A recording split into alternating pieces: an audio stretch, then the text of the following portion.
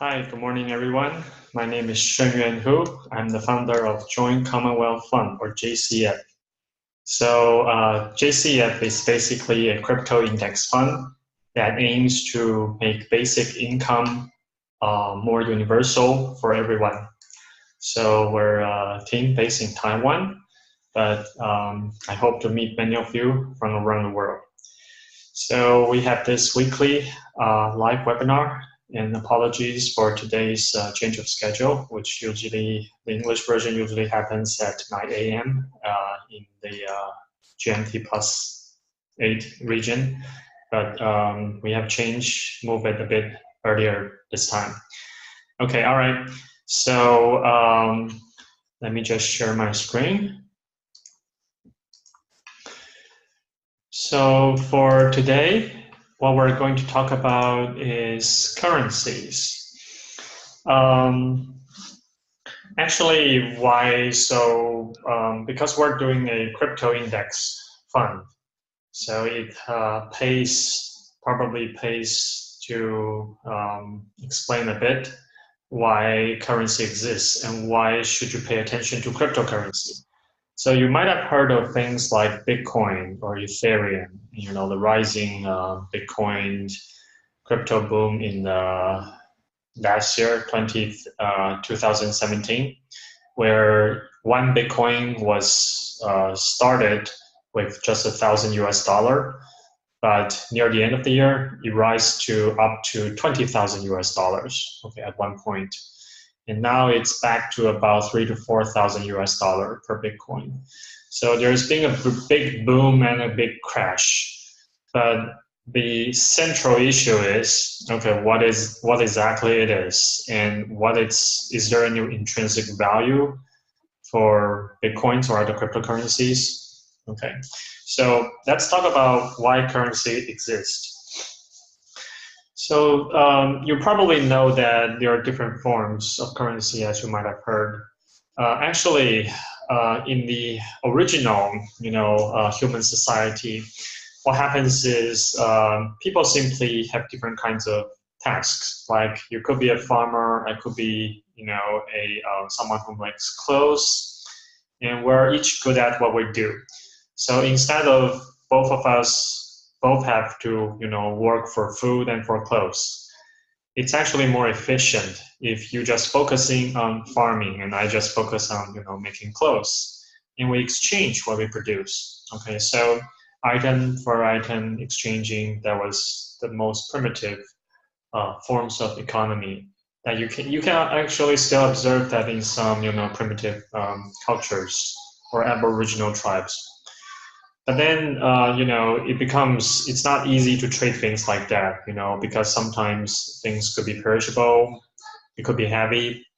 So then people started to use some something that's rare and values that people understand, like seashells, rare seashells, or rare things that people would place some value to it and are willing to trade with it.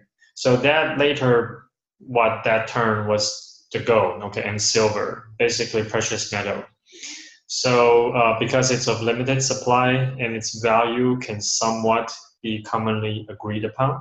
Okay, this is not to say that it has any intrinsic use or value. In fact, gold, besides being jewelry and some few industrial uses, it doesn't, it cannot do much besides that. But because of its limited supply, people started to use gold and silver as a form, a token for trading. And then, governments came in and sort of standardized this, because again, gold is still too heavy and of too limited supply. So if you have a really growing economy and it's totally based on gold and silver, it would hinders the growth of the economy, actually. So the government started to issue their own forms of currency, and originally it's still in the forms of metals. But then again, the amount of exchange has grown, economies has grown, and it becomes too heavy to just carry these coins. So then there's paper currency, which is making things faster and easier. for for both storage and for transfer.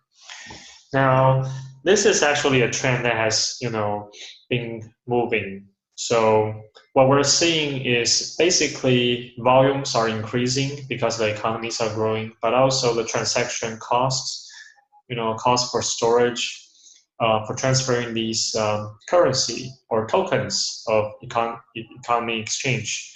The trend is moving to become lighter and cheaper and faster. So basically, this brings up to digital currency, or now cryptocurrency. So there are different types of currencies, actually. Currency is really nothing but something that people has agreed upon. Like if take a dollar bill, it doesn't, or $100 bill, the cost of producing that specific piece of paper is not that much. Okay, the only reason why it has value is because I agree, and you agree that it has certain value, and I'm willing to accept this, this piece of paper or this banknote or this check, or this credit card, for example. The only reason is that because I believe once I accept this payment, I will be able to also purchase things with what I get from you, with some other goods or service I want. So the only reason that provides value for these forms of currency is the ability to, to receive something and then to trade again with others. Okay. So in other words, as long as a group of people are willing to accept this as a form of payment, then it works. Now, different currencies have different, stats as being back up. Like originally, when paper currencies came out, people don't really trust it. So the governments have to say that, okay, I have a certain amount of reserve gold that anytime you could just use this paper currency and trade the government with the same amount of gold. Okay, using the gold, people's trust in gold to back up the value of the paper currency. Likewise, when credit cards came, it's just like plastic payments or currency. People may not trust that unless the credit card companies are willing to back up saying that, okay, if this merchant or this store owner accept this payment, then the credit card company will supply the equivalent amount of cash by bank transfer, for example, to the merchant. And this is the only reason why merchants are willing to accept credit cards. All right, so why did crypto appear? Basically, the most recent example has been, trade wars, economic crisis. Well, since financial markets exist, there has always been instability at times, and there are boom and bust cycles. And actually, one of the biggest one, many of you probably are aware, happened in 2008. Okay, so during 2008, there was what's called the subprime mortgage crisis. So what happened was a lot of the houses that get loan, that were paid by, people get loan from banks to buy these houses. So the banks have they are the creditors of these, loan people who gets loans from the bank. And so that's a form of debt, okay, that banks hold. What happens was they tokenize, or make it into a security form and try to sell it overseas to people all over the world. And originally people thought these debts notes were secure because they were issued by credible banks. But when in reality, actually banks were overlending to people who may not have the proper credits, or the ability to repay their house loans. So when they cannot afford to pay, it becomes a bad debt, and that sort of started a chain of reactions all over the world. In the end, what happens was, the confidence collapse, and there's simply a lot of these values of this security form of debts collapsed it. And when people try to cash out, that actually create a sort of a domino effect. So anyway, the end result was that globally the world went into a recession for quite some time, and there was a big economic collapse, and many banks were in the danger of failing. So essentially, actually people have been observing one of the reasons why things like this occur is that because the current economic system is really decided by central banks, bankers, and maybe governments, and maybe corporate interests from large corporations. And so it's really a form of system that's being sort of decided by a few people, okay? And it just, this is just something that could happen, that these few groups of people, for one thing, they might not act in the best interest for everyone, okay? There could be private interests. But also, sometimes the scale, the system, the complexity of it is too large for any one of them to really understand what's happening. Okay, so an economic system based on these decisions could at times face crisis. So Bitcoin actually started to appear in 2009. Okay, the year after the 2008 economic crisis. And part of the idea behind Bitcoin was that it's going to be a decentralized currency, meaning that it's not being controlled. The issuance of the currency of how many Bitcoins will be produced is not controlled or decided by any single government or entity or organization. It's by algorithm, basically. So there's 21 million Bitcoins total that will be there, ever. But what happens is the supply of that increases slowly by a process called mining. Okay, so this is something you might have heard. And basically, these miners serve as checkers and verifiers of the transactions by Bitcoin. So Bitcoin was the first example of a cryptocurrency. But the central idea of this is simply that there will be many volunteers worldwide who all own and control. They can modify and they can check a distributed ledger, okay, of basically a record of transfers, from A to B, and everyone can see and check and verify. So by everyone basically holding a control on this ledger, they can make sure that all the transactions are transparent, are fair, and there can be no cheating or like things like double spending. Okay, so I cannot say give you my Bitcoin, but also give the same Bitcoin to someone else. There can be only one transaction of my Bitcoin from myself to someone else. All right.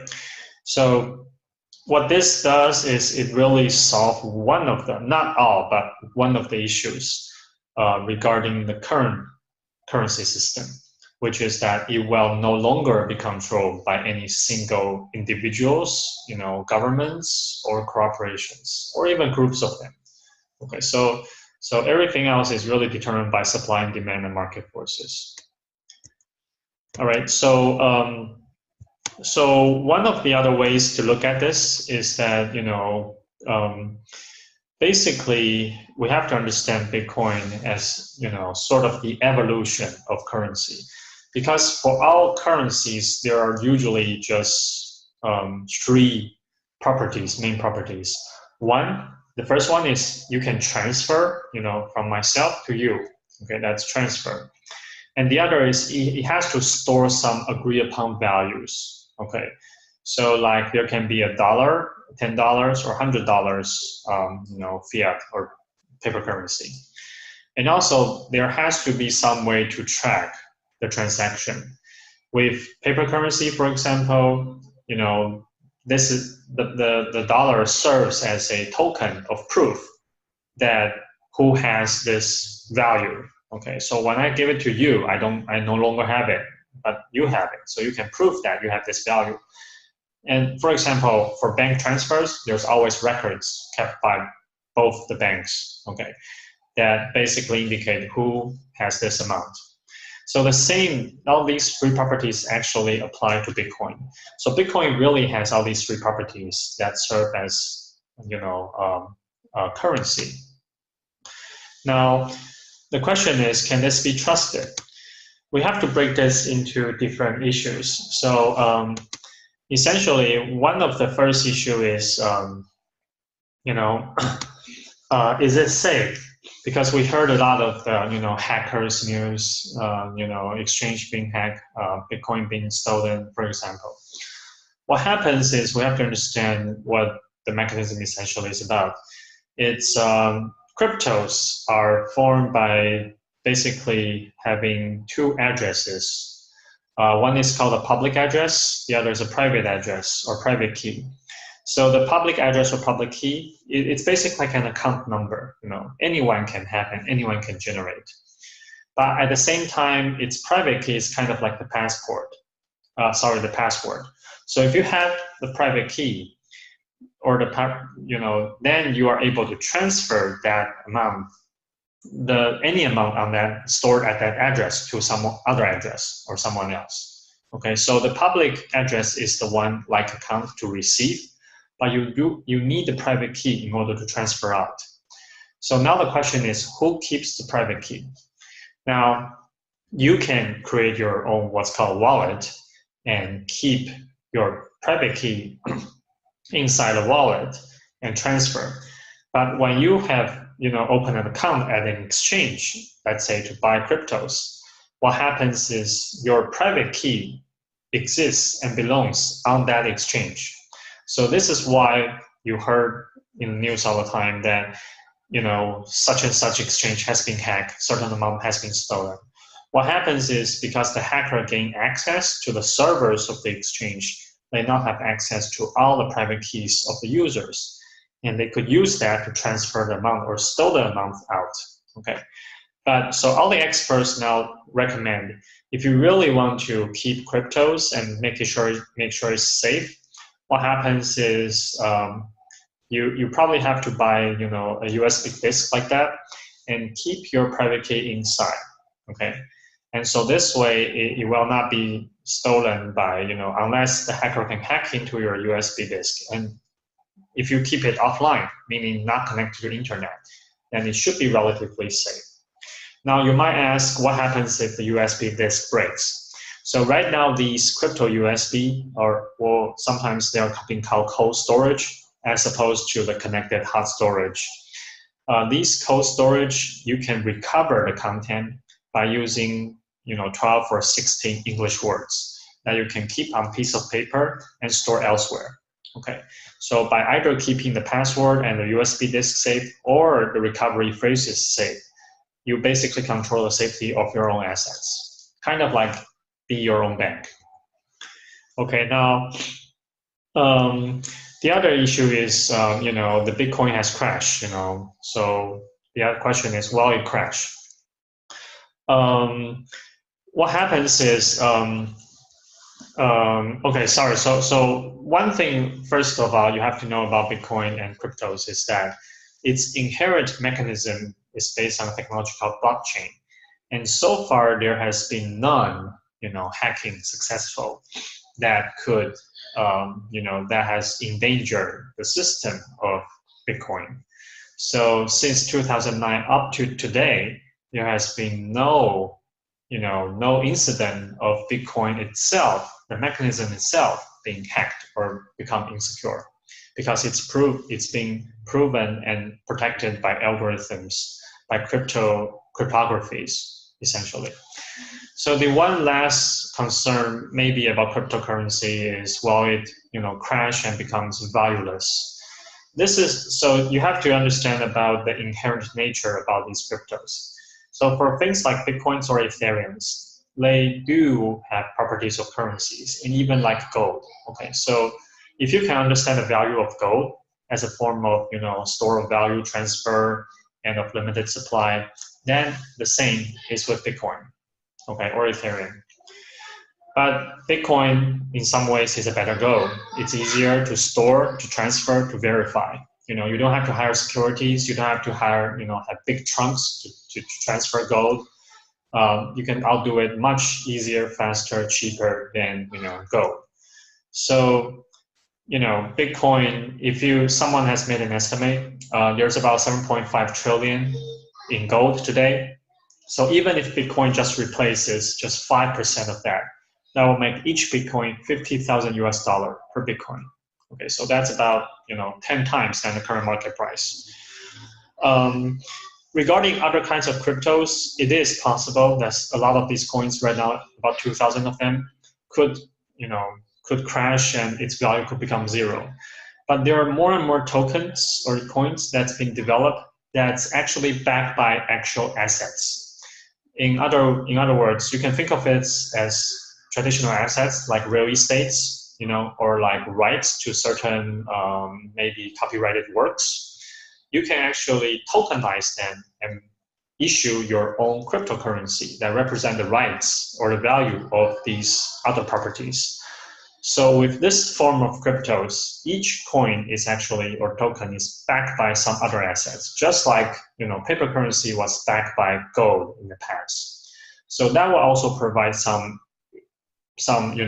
inherent or intrinsic value for each crypto that's being issued. But then again, you have to look very closely to the specific cryptos that you might want to get access to. So I guess that's it for today. And so basically, I hope that's been helpful and informative for people who may not have who might be hearing this for the first time. And if you're interested to learn more, please go visit us at jcf.world. And if you have any questions, just drop us a line at our Facebook or send us an email, and we will try to answer your questions in next week's live webinar. Okay, so thank you so much, and have a great day ahead. And as it's near the end of this year, I also wish we all have a good. It's probably a good time to review what's happened in the past year and make plans for next year. And hope to see you next year then. Okay, thank you very much. Bye bye.